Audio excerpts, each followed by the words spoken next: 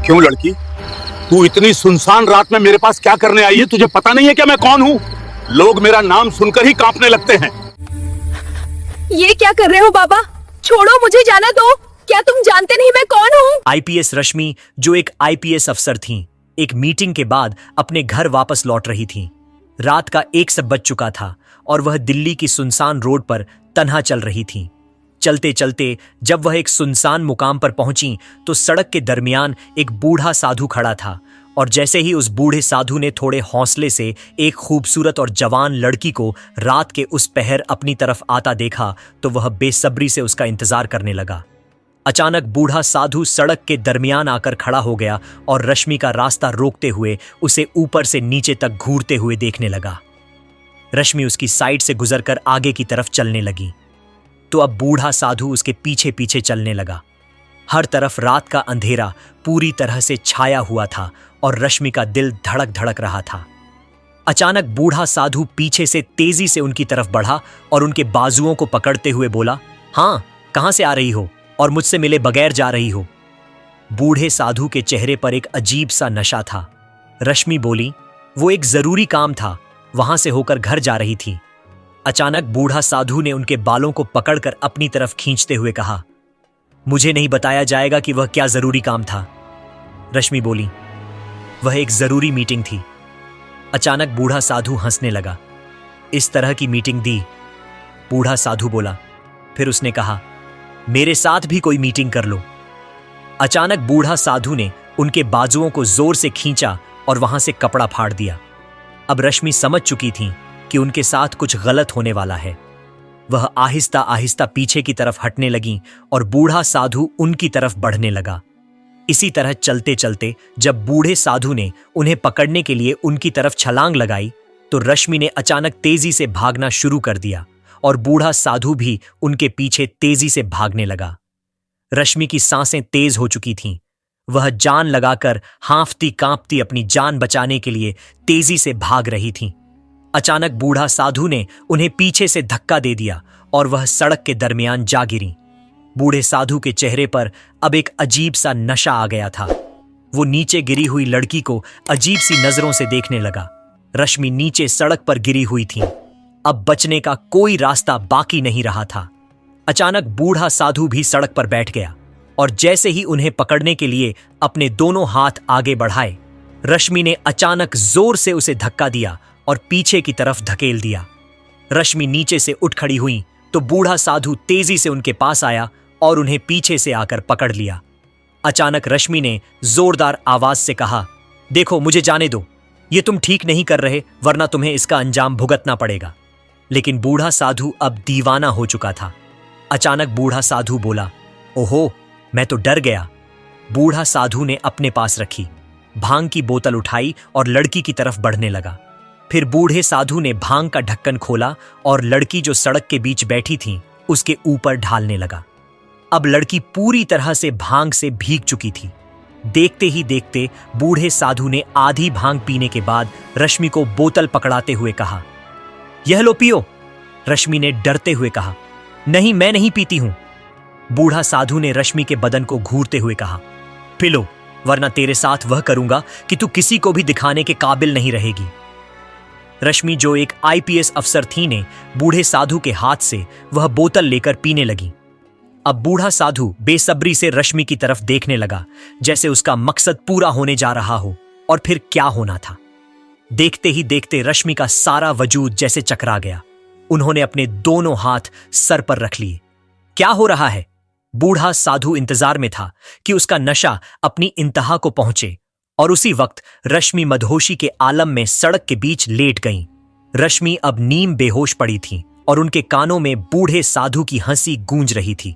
अचानक बूढ़ा साधु उनके करीब आया और झुककर उनके चेहरे को गौर से देखने लगा।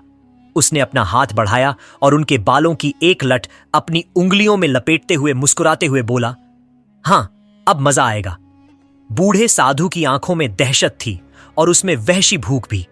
लेकिन जैसे ही बूढ़े साधु ने आगे बढ़कर रश्मि के गाल को छूने की कोशिश की, छिन, एक झंकार हुई। रश्मि ने जमीन पर पड़ी वह बोतल अचानक उठाकर पूरी कोशिश से बूढ़े साधु के सर पर दे मारी। बूढ़े साधु की आंखों के सामने अंधेरा छा गया और उसका मुंह जख्मी हो गया। वह वहीं जमीन पर लड़खड़ाता हुआ गिर पड़ा। बूढ़ा साधु पल भर के लिए सन्न रह गया। रश्मि जमीन पर गिरते सिमटते कांपते हुए उठने लगी। उनकी सांसें तेज थीं, कदम लड़खड़ा रहे थे। नशे की वजह से उन्हें चक्कर आ रहे था, पर वह पूरी ताकत से दूर भागने लगी। तभी जमीन पर पड़े बूढ़े साधु ने चिल्लाते हुए कहा, क्या देख रहे हो? पकड़ो उसे, उसकी सजा अब उसे जरूर मिलेगी। बूढ़ा साधु तेजी से उसकी तरफ भागा। रश्मि अभी कुछ दूर ही पहुंची थी कि बूढ़े साधु ने जाकर रश्मि को पांव से पकड़ लिया। अचानक बूढ़ा साधु गुस्से में भागते हुए पास आया। अब उसकी आंखों में वहशी लालिमा भर गई थी। उसने रश्मि को खींचकर अपने पास किया और उनके कान के पास गरजते हुए बोला, तूने मेरे साथ खेलने की कोशिश की, अब तेरी सजा और भी बढ़ गई है।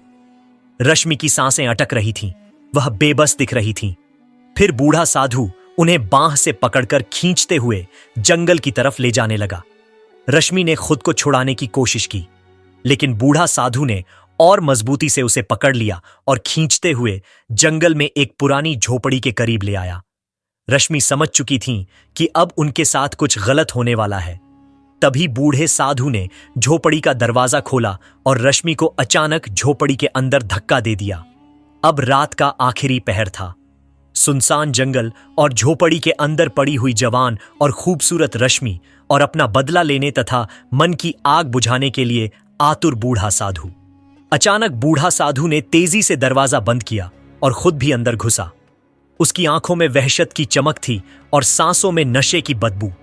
उसने आगे बढ़ते हुए रश्मि की ठोड़ी को सख्ती से पकड़ लिया और गरज कर बोला, अब देखता हूं तेरा गरूर कहां जाता है। तुमने मुझे सबके सामने जलील किया है, अब तुम्हारी चीखें ही मेरी जीत बनेंगी। रश्मि की आंखों में आंसू थे और होठों पर सरदन सा था। वह खुद को कोने में समेटने लगी और जैसे ही बूढ़ा साधु झपटने ही वाला था, रश्मि की नजर सामने रखे पुराने लकड़ी के तख्ते पर पड़ी। वहां एक लंबा हथियार सा डंडा रखा था। बूढ़ा साधु ने झुककर उसका चेहरा छूने की कोशिश की, लेकिन रश्मि ने पूरी ताकत से वह डंडा उठाया और सीधे उसके जबड़े पर दे मारा। बूढ़ा साधु एक भयानक चीख के साथ पीछे हटा और उसका मुंह लहूलुहान हो गया।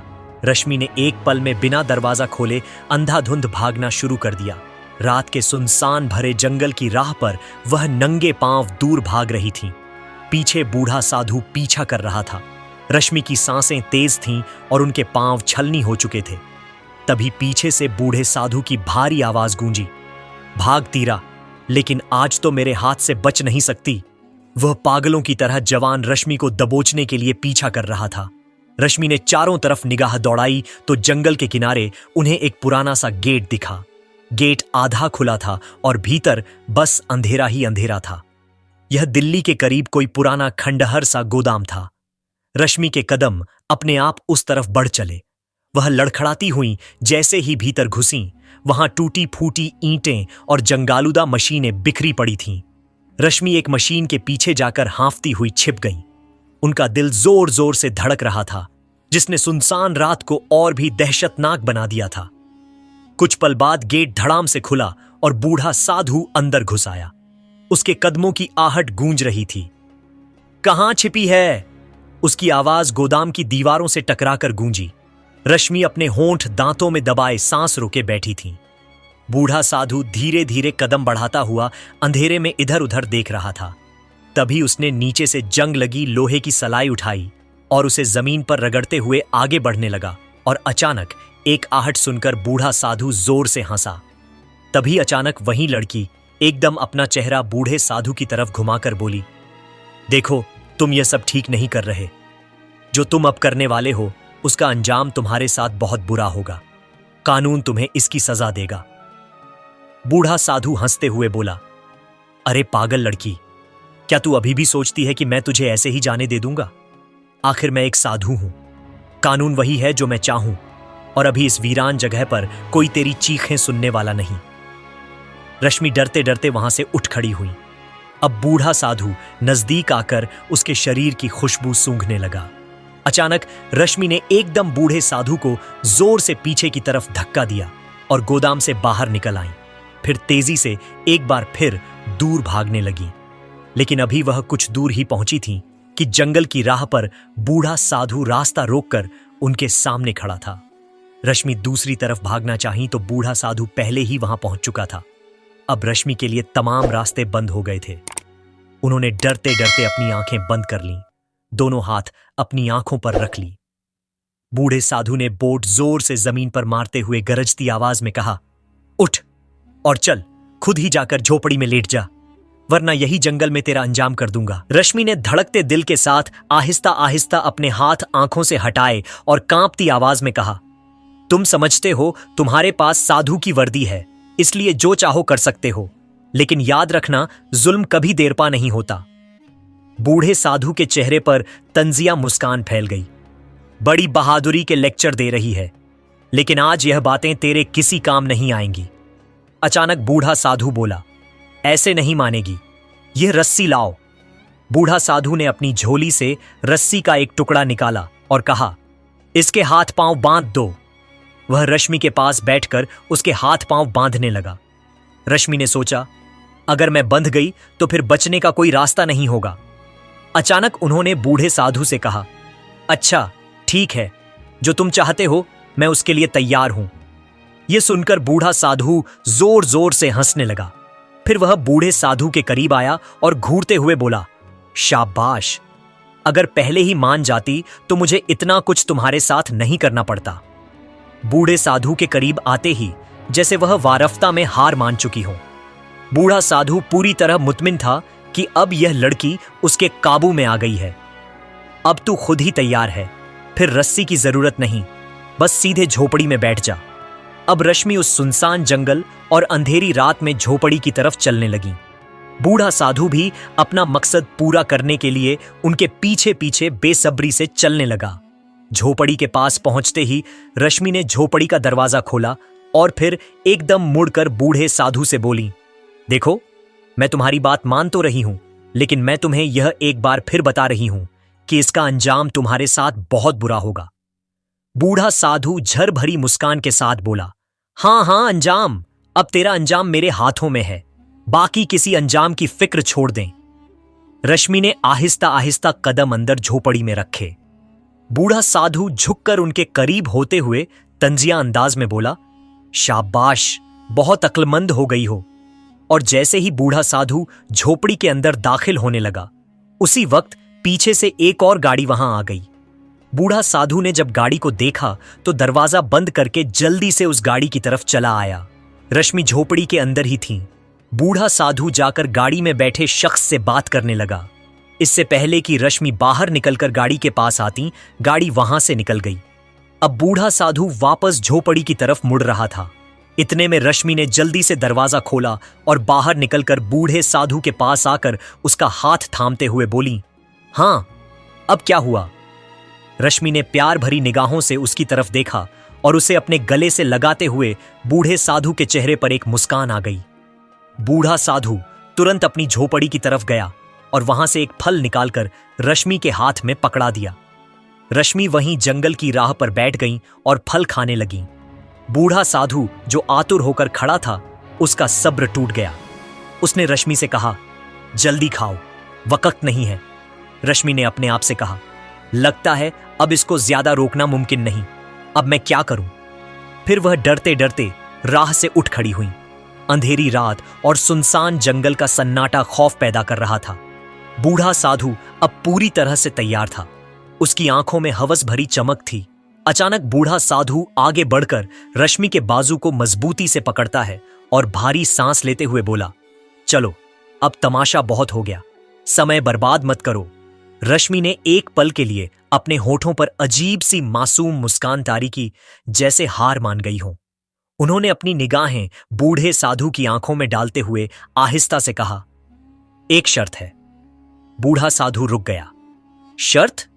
रश्मि प्यार भरी आवाज में आहिस्ता से बोली, तुम्हें मुझ पर हाथ डालने से पहले अपनी आंखें बंद करनी होंगी। बूढ़ा साधु पहले तो चौंका, फिर ठहाका लगाकर हंस पड़ा। हां हां हां, यह भी कोई शर्त है? अच्छा, मान लेते हैं।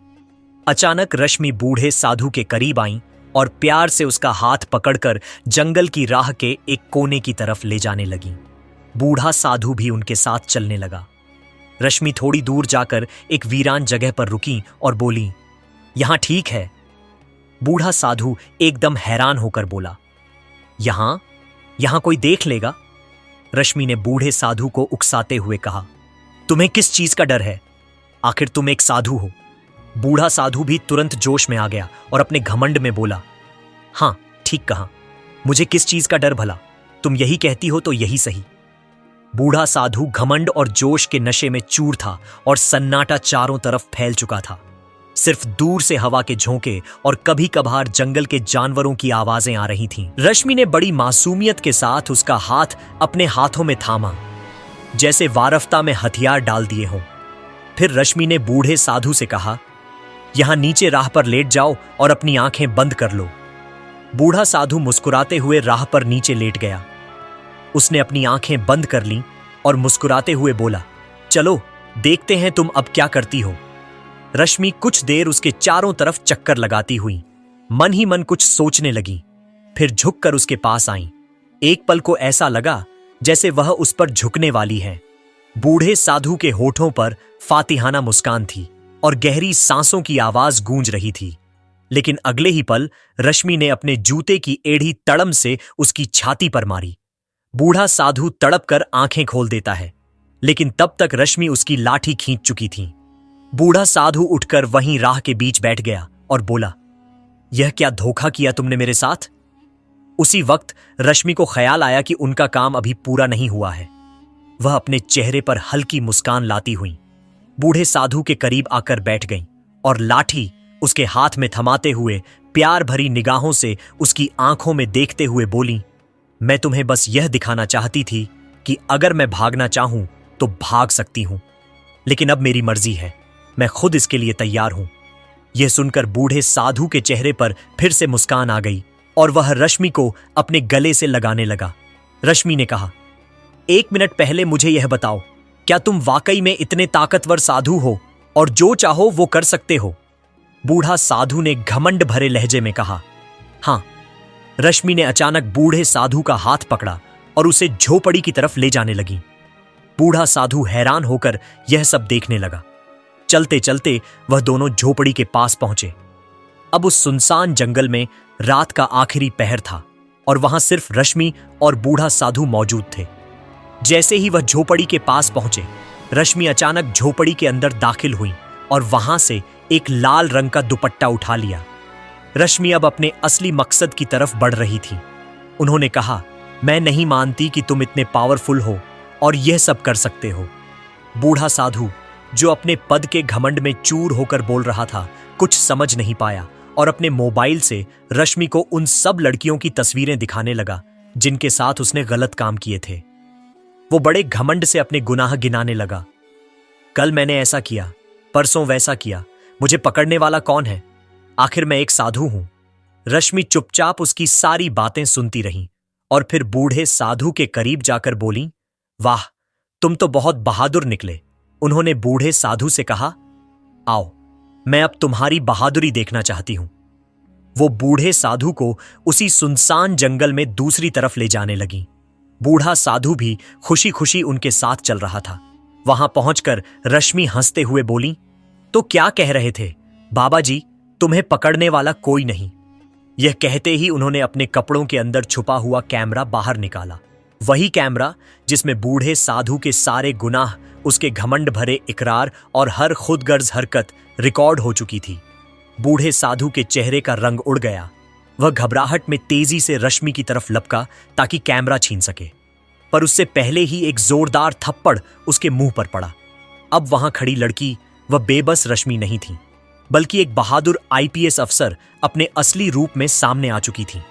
उसी समय पीछे से 2 काली जीपों की हेडलाइट्स चमकी, धुआं उड़ाता हुआ ब्रेक की चीख गूंजी और अगले ही पल कमांडोज की टीमें गाड़ियों से बाहर निकल आईं।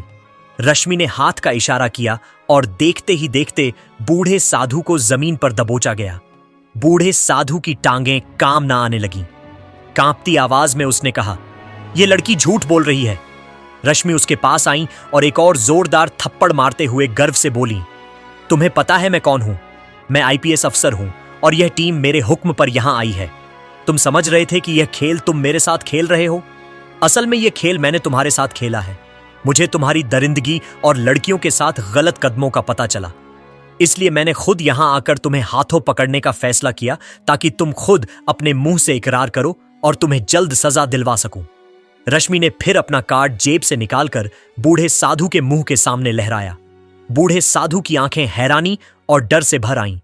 रश्मि ने लात मारकर बूढ़े साधु को जमीन पर गिरा दिया और आदेश दिया, ले जाओ उसे मेरी नजरों के सामने से। कमांडोस ने बूढ़े साधु को गाड़ियों में डाल दिया और हवाले जेल में ट्रांसफर कर दिया गया। दोस्तों, यह कहानी केवल मनोरंजन और शिक्षा के उद्देश्य से बनाई गई है। इसमें दिखाए गए सभी पात्र, घटनाएं और संवाद काल्पनिक हैं। किसी भी वास्तविक व्यक्ति, संस्था या घटना से इनका कोई संबंध नहीं है। कृपया इसे केवल कहानी के रूप में देखें और इसका आनंद लें। हम किसी की भावनाओं को ठेस पहुंचाना नहीं चाहते। अगर कहानी अच्छी लगी हो तो प्लीज हमारे चैनल स्टोरी प्लस को सब्सक्राइब और वीडियो को एक लाइक जरूर करें।